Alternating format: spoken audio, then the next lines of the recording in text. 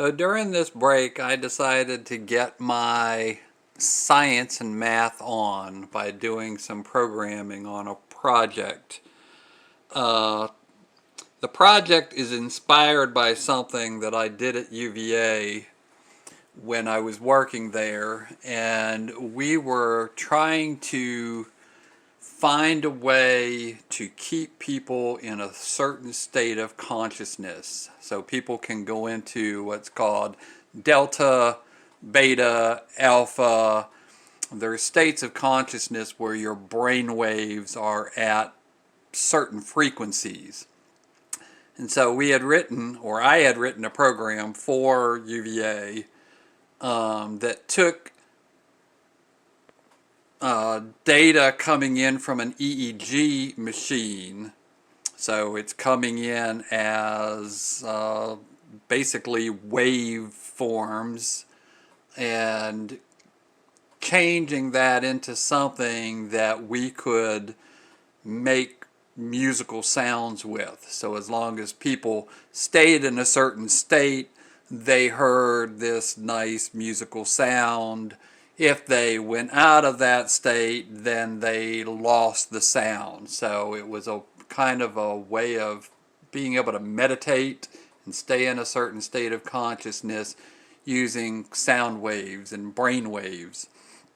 So my idea was to take my little Raspberry Pi here, and I wanted to basically be able to take singing or voice or whistling and convert it into musical notes. And that might sound funny, but I basically wanted my voice to be translated into some kind of synthesized sound. So I wrote a program in Python, and the mathematical part of it uses something called a fast Fourier transform. And basically what it does is when a microphone, which is this little guy right there is a microphone, that's a Midi cable connected up to Janet's keyboard, and underneath there's a network adapter. So this is actually connected up to our home network. But anyway, the idea is that when sound goes through a microphone, it's digitally transformed into pulses. And you want to take those pulses and turn them into frequencies. Well, that's what a fast Fourier transform algorithm is really good at, is taking a very strange waveform and running it through the FFT, and it will turn it into frequencies. I also wanted to be able to control the volume of what was being sent, and so I used another mathematical algorithm called a root mean square. So basically what I'm doing is I'm sampling the microphone, and the samples are being caught in this Python program in a buffer, and as this buffer is accumulating data, I am running the fast Fourier transform, and I'm running the root mean square on whatever's in the buffer for a period of time.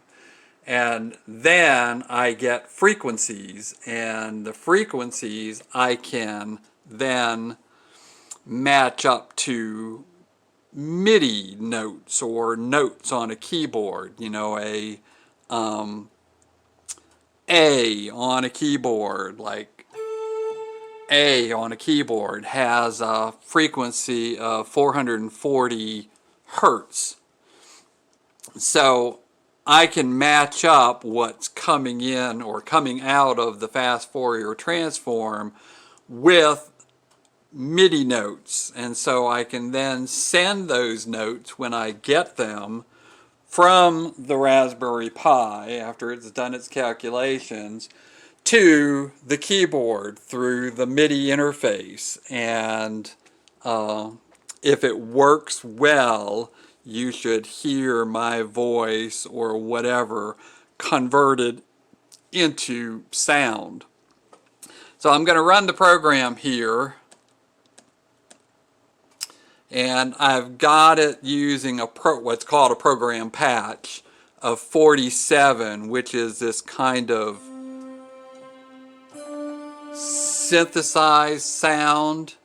And so it's going to be kind of hard to record this because you're going to hear my voice, but hopefully hear the sound coming out of the keyboard at the same time. I'll try to keep the camera pointed up while I make some noises through the microphone so you can hear. Okay, we're going to try doing this so you can hear.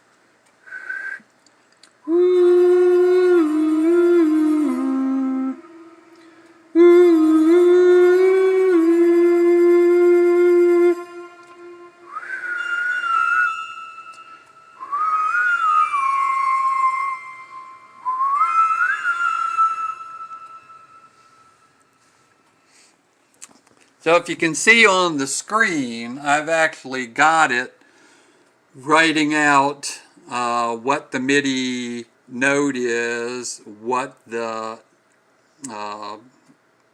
actual note is, how long this is, and volume. And the voice on the very end is the patch that I'm sending, which is the synthesizer. So I can start it up with any number. If I wanted my voice to be a piano, it actually sounds kind of strange, but I'll post it up. I'll break this and start it. A piano patch is usually number 1.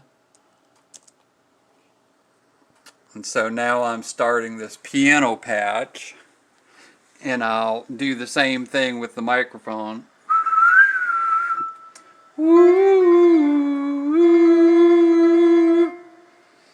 And so it's playing a piano sound, and you can do that with saxophone or flute or kind of whatever you want. It's an interesting process here.